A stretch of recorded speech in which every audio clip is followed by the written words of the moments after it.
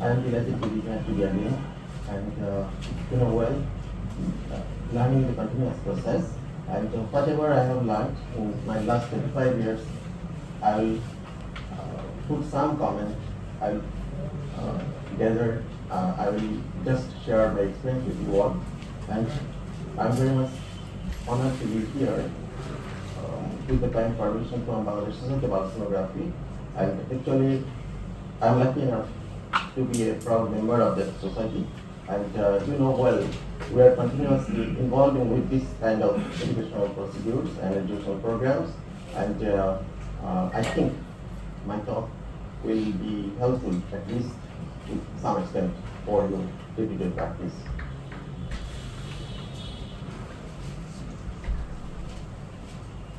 So first of all, I would like to talk about the background, and already Dr. Jarvis has explained the physics and the complicated things. I would like to talk about the clinical scenario of the carotid Doppler particularly, and the indications of carotid Doppler, image acquisition, how to take a good image. The man behind the machine is most important. So interpretation is mostly depending on the man behind the machine. So you have to know the operation of the machine.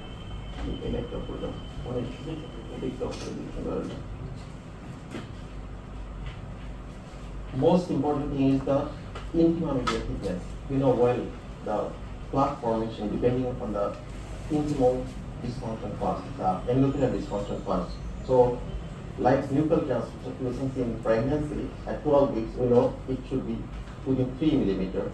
So, intima media thickness, one of the best predictors of upcoming atherosclerotic change.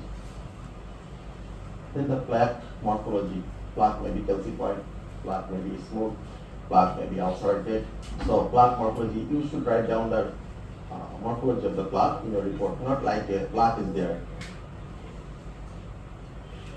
And normal velocimetry of carotid and vertebral arteries. So we must know the normal velocity. In our report, sometimes you observe that in reporting system, somebody just like writing increased flow, decreased flow, normal flow. But what is the reference? So we should make some reference. Upon that, we are writing it's normal, it's reduced, or it's increased. And I will show you some case scenarios I have encountered in my last experience. How to write a good report. I will give you some guidelines how to write a good report that will help you, and you can generate in your own way also. And finally, some pitfalls. Everywhere there are some pitfalls. Every modality has some pitfalls. So I would like to talk about that also. I am very much encouraged that all of you are eagerly waiting for doing Doppler, and whatever you have learned, you must gather much more so that the patient will be much more. So, doing Doppler, first of all, the first thing is you must need patience. You have to give time. One peripheral Doppler will need at least 45 minutes. By that time, you can do 10 ultrasounds of abdomen. So, you must calculate the timing, you must calculate your economy, so that's very important. But Doppler is one of the modalities everywhere you can't do it, you can't provide it. So, whatever I request you, you should continue. You should continue the updated procedures. You should incorporate the modality in your report. Physicians may not ask you for Doppler. If you find a case of testicular torsion, physicians just making some query, it is inflammatory or torsion. But if you make it sure it's torsion, you must write down that. He just mentioned, please do a scrotal ultrasound. So Doppler, in that sense, it will just increasing your acceptability to your referring physician. So just here one data, in the last 6 years, in one single center, I do work in 3 centers, like Medical, Greenland, and Medical College Hospital, Dhaka. We have a lot of patients, but here on single data from Medinova, I just want to show you how frequently patients coming and which doctor is much more, but it depends on the referring physician. In Medinova, one neuromedicine specialist, sorry, like carotid Doppler, much more, penile Doppler, scrotal Doppler, lower limb Doppler, renal Doppler, upper limb, portal, hepatic and IBC duplex, soiling duplex. I mean soiling, whether it is benign or malignant, you must evaluate that. Obstetric duplex, aorta and mesenteric artery duplex. Somebody may have abdominal pain, chronic abdominal pain, mesenteric artery can give you some information. That should have some obstruction from once or some accessory tens. So you must note that in your whole abdominal ultrasound. So this is very simple. Just you must look the mesenteric artery. If flow is there, you know not to write. If there is some obstruction, you must keep in mind and schedule down the special note. And thyroid duplex. So these are the common pattern of duplex. Other than this, may have retinal artery evaluation or other so many things. Intracranial duplex. So these are the modalities. Brain for the fetus, or newborn for meningitis. There are so many things. But these are the group of patients I encountered. What we want to talk today is carotid duplex. Regarding carotid duplex, the stroke is the most important thing. A stroke. So carotid duplex is an available, convenient, non-invasive and cost-effective diagnostic tool. But it evaluates the extracranial part. Intercranial part we cannot evaluate. But we can. That is transcranial duplex. To the eyeball, to the sphenoid bone, to the mouth, and over the carrier. We can evaluate. That is possible. But usually we do the extracranial. So that's why in our report we should evaluate the extracranial duplex. And it can prevent a stroke, definitely. And it can evaluate plaque burden before and after treatment. You can see here one carotid artery is normal, there is diffuse atherosclerotic change, and there is a stroke in the artery, intracranial. So we cannot evaluate the intracranial part, but we can give some information by calculating the systolic velocity ratio of the internal carotid and common carotid artery. I will show that.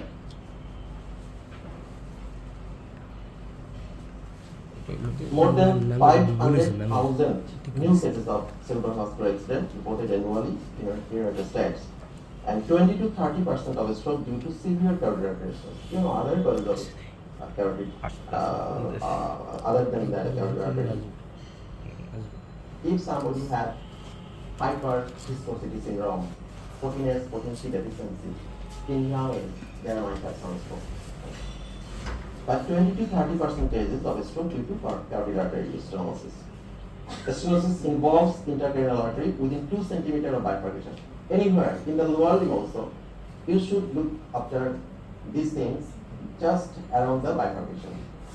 So common carotid bifurcates to internal and external carotid. So around the bifurcation, we should keep in very minutely. And carotid end arterectomy. You know, our Neuroscience Institute means they are doing end arterectomy randomly nowadays.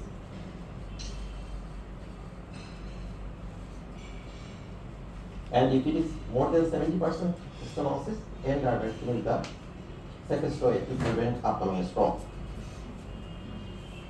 Recently, one published data from NIMS, you know, Dean Mohammed Sir is a legend of neuromedicine specialist in our country. He studied and published very nice data. Among 64 districts, he included 25,287 patients, and he showed that about 12 per 1,000 population stroke is there. You can understand the prevalence. And the highest in the Mahinshing division, Elderly group and male population was much more. More than 3/4 had an ischemic stroke. We all of us, that 80% ischemic and 20% is hemorrhagic stroke. It is very much comparable. HKN, dyslipidemia, and tobacco use, diabetes, ischemic heart is the most common risk factors among the stroke patients. But that is very nice data. Upon this background, just I want to talk that carotid Duplrx is an important non-invasive investigation to evaluate the cerebral and vertebrovascular blood flow. I mentioned vertebrovascular. Usually we do carotid and vertebral. Usually we don't we don't like to estimate the basilar flow until otherwise needed or recommended. Existing data reflecting a wide range of values for the normal flow velocimetry and sometimes arising problems for the flow, for the follow-up cases from one issue to another. Already I have mentioned. The different centers, they have the different guidelines, they have the different reference value, but you should write down on your top of your report the machineries, the angle correction, the machine used, and the reference value, whatever you have used. Cerebrovascular disturbances are important cause of fainting, syncope, and dizziness and vertigo. One patient may have some sort of vertigo. Just initial symptoms, only vertigo. Duplex sonography combining high resolution imaging and Doppler spectrum analysis has proved to be popular, non-invasive, accurate, and cost-effective means of detecting and assessing carotid diseases.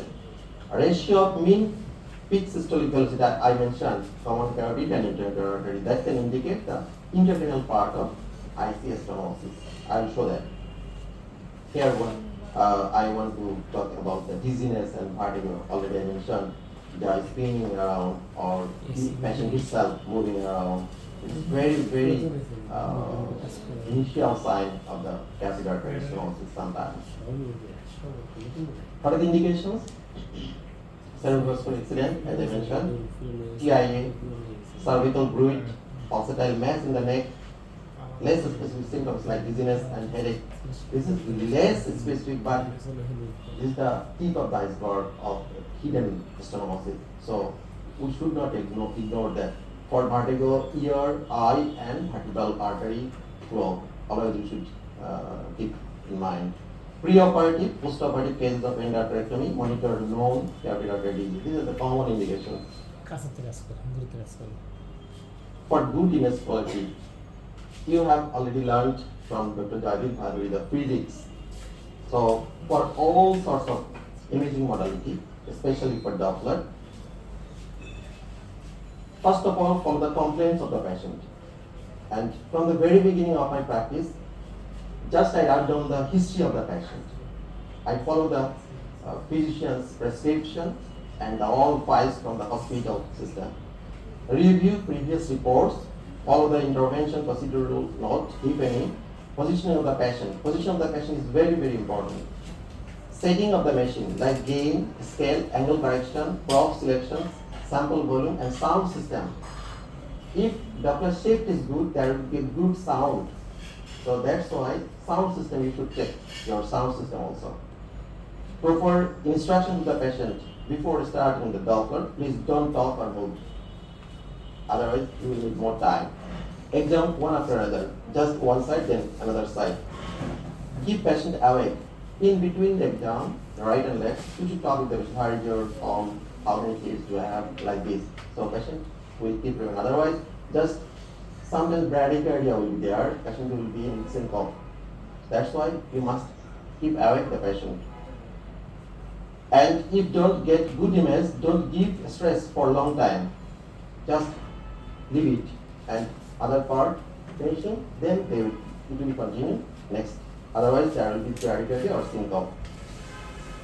This is the machine, you know well. Regarding carotid and vertebral artery, we must know the origin. You know well, this is the arch of the aorta. This is the brachiocerebral, left common carotid and left subclavian. This is the two vertebral arteries unite together, and this is the basilar artery. And external and internal carotid artery differentiation sometimes will be difficult. Namely, external lies medially, internal lies externally. So I will show that during the practical exam how we can identify the external and internal. This is the circle of waves, so there is a good balance naturally got built. So if one side is stenosis, other side usually higher flow. Exception is there. If both carotid artery stenosis, then what will be? Then from external, sometimes blood will come through the internal carotid artery. I will show that one patient I got that. This is the Spencer curves. As Dr. Bhaduri mentioned, if you press the tube during your car washing, speed of flow will be. But if you press much more, I mean more than 80%, then it will be stopped. So in some extent, flow velocity will be raised. What is that? Up to 70% stenosis. Flow velocity will be raised. After that, it will be reduced. So there is the velocity, but volume flow remains stable until the lumen diameter less than 50%. I mean volume flow is different and velocity is different. So in our nuclear medicine procedure, by perfusion of brain study, we can calculate the volume flow also. And with the help of Doppler, we are calculating the velocity. So this is the identification of the carotid and vertebral arteries. The definitely common carotid will be wider, then internal carotid artery, then the vertebral artery.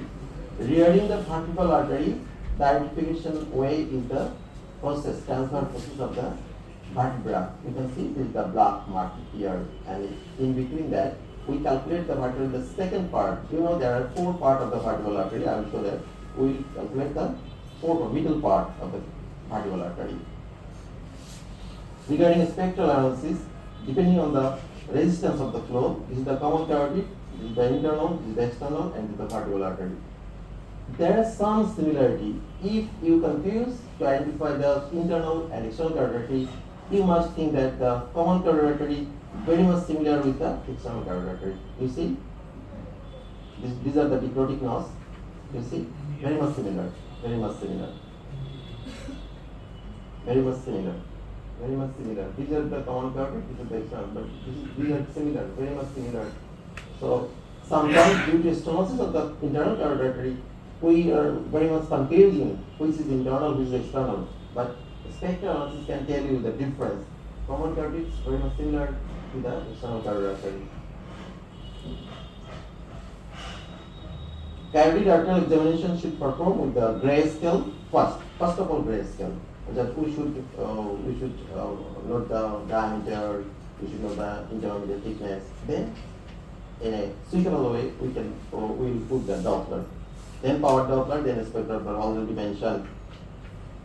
Integrated gray scale, then we should integrate the gray scale data, color Doppler, and spectral findings. All sorts of examination procedures. The B mode will continue with the anatomy, vessel puncture, wall structure, pulsation, perivascular structure like the hematoma, tumor, or muscle. I got one patient in my practice. Carotid stenosis was there. There was a stent, and a stent was ruptured. Then a stent just entering the muscle cord, and there was muscle hypertrophy. There was a huge mess, and several histological report was debating. Just debatable data. I was very much confused, but finally I reported in that way that was the hyperplasia of the muscle of the common carotid artery. So that was the scenario. So you should look up there the perivascular structure as well. And on Doppler, demonstration of the flow and flow direction, flow pattern, like laminar or turbulent flow, spectral analysis like pulsatility. Actually, for carotid Doppler, we no need to go for resistive index and pulsatility index. For Doppler, we must know everything, but we should not use all data for all procedures. Like ovarian tumor analysis, you need RI. If it is less than 0.5, that should be malignant. But for RI, you no need to think about the carotid Doppler. PI value, you need to know about the ulcer duplex. It will be very helpful. But here we don't need. And flow velocity. Carotid artery disease, mainly arteriosclerosis disease and non-arteriosclerosis disease. Among the non-arteriosclerosis disease, fibromuscular dysplasia, I didn't find any case. dissection, vasospasm, aneurysm, arteriovenous fistula, arteritis, carotid body tumor, and some idiopathic causes. These are the common, this is the list. You should ask 3 questions before carotid doctor. Just one is diabetes, second is hypertension, third is vertigo. These 3 scenarios is very, very relevant for carotid arterial disease. Advantage, what are the advantages? Direct the physiologic measurement of flow, acceleration at the stenosis site, widespread use, and availability and validated diagnostic criteria. Yes, day by day the criteria has been changed, but there are some validated criteria. Main disadvantage is operator dependency. I will write common carotid flow is normal, you will write is reduced. It depends on the flow direction, your probe selection, and your procedural way. Velocity changes due to cardiac output also, bilateral stenosis, flow volume reduction, and equipment dependency. You should not compromise with the machine in your center. I do believe that good or well-equipped machine is most important. Company will price you, please do that. You should not do that. You will miss something. The standard Doppler examination is like common carotid, proximal, mid and distal part you should, and carotid bulb, and ICA like proximal and distal part we should check, and ECA just like proximal part, mitral artery V0, V1 and V2. I will show the picture. Just V2 part actually we calculate, and subclavian artery sometimes if mitral artery is very narrow, flow is very reduced, then we should check about subclavian artery as well. Some limitations of the carotid duplex, like short musculature, high carotid bifurcation, tortuous vessels, calcified shadowing plaques. It is very difficult to detect the diameter reduction in calcified plaques. Surgical sutures, postoperative hematoma, central venous line, sometimes central venous in the ICU patients is difficult, very difficult. Inability to light plaque in respiratory cardiac disease. Really tough for respiratory distress patient to do Doppler. Inability to rotate the head of the patient in arthritis. You should not turn the head sharply. If patient have arthritis, there might have every chance of injury to the spinal cord. So you should ask the patient whether he has any pain or not, or just gently move the neck opposite side. And uncooperative patient, I should not do the carotid Doppler in uncooperative patient. The IMT I mentioned is the earlier sign of atherosclerotic change, and it ranges from 0.48 at the age of 40 to 1. So it depends on the age. In aged population, it may be 1. There is a calculation, like this formulation calculate, but 1 on average in an elderly patient usually 0.8. Less than 0.8 is the normal IMT value. In addition to age related changes, IMT also increases in response to early plaque formation. Thus, IMT measurement can be used in clinical settings as a marker of cardiac storage or in research purpose. IMT calculation is very important. This is the intima media here. You can see the reflecting line. There is the intima, then media, then adventitia. There is 3 lines. We should measure the intima and media. We should exclude the adventitia, the outer cord. When we should, just 1 centimeter, and where we should, just from the bulb, 1 centimeter proximal to the bulb, we should measure in this side, and at the end of systole we should measure, because you know at the end of systole artery will expand, and there is the minimum, but at the end of diastole it will collapse further, maybe misinterpretation. So at the end of systole, and we should measure within 1 centimeter of the bulb, and the distal part of the artery we should measure, not proximal part, should measure the distal part. Regarding plaque, 0.8 is normal. When we should call it plaque? So up to 1.5 millimeter, there should have diffuse thickening.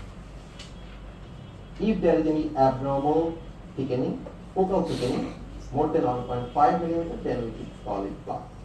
Like this, there are different size plaque is there. and there might have some calcification, there might have some ulceration, there is different plaques morphology there, but in a nutshell we should mention in our report. AAC classification, they have the good guideline, you can go through it about the plaque morphology, but at least we should mention this is subplaque, this is calcified plaque, this is ulcerated plaque, these are the mixed type of plaques. At least these are the common term we should use, and these are the scenario how plaque morphology changing, and when we call it vulnerable plaque, when we call it stable plaque. But regarding carotid Doppler, sometimes we have to follow up the patient. Clinicians sometimes asking us when we should follow the patient, whether 3 months, 1 month, 4 months, or 6 months. One very nice data recently in 2023 published data in American Heart Association guideline from Professor Renu Varmani. I know her very well. He's a very renowned histopathologist in the world, and he mentioned the plaque morphology changing and frequently changing, but after 180 days, after 6 months, there will be a stable form. So if we want to follow up the data, better to follow up this group of patient after 6 months.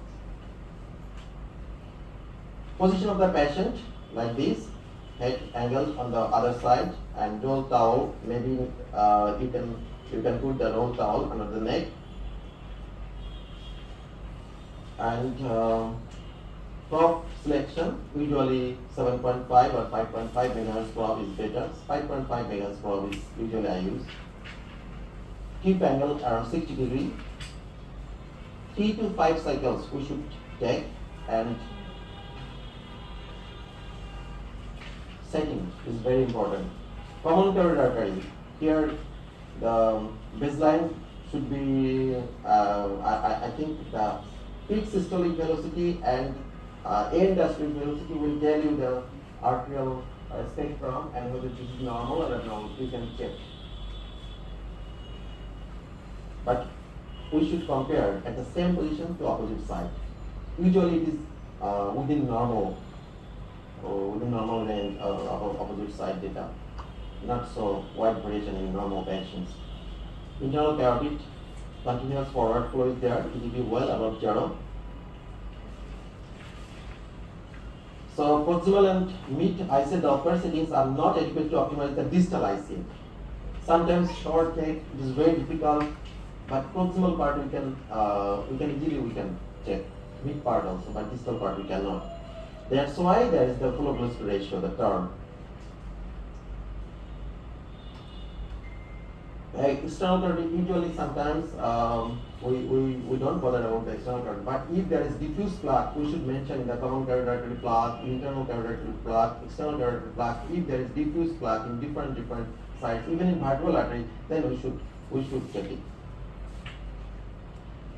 And vertebral artery low resistance flow, antegrade flow, usually antegrade flow, but it may be retrograde as well. Okay. Variation of the common carotid artery flow velocity, high flow, when we call it high flow, when we call it low flow.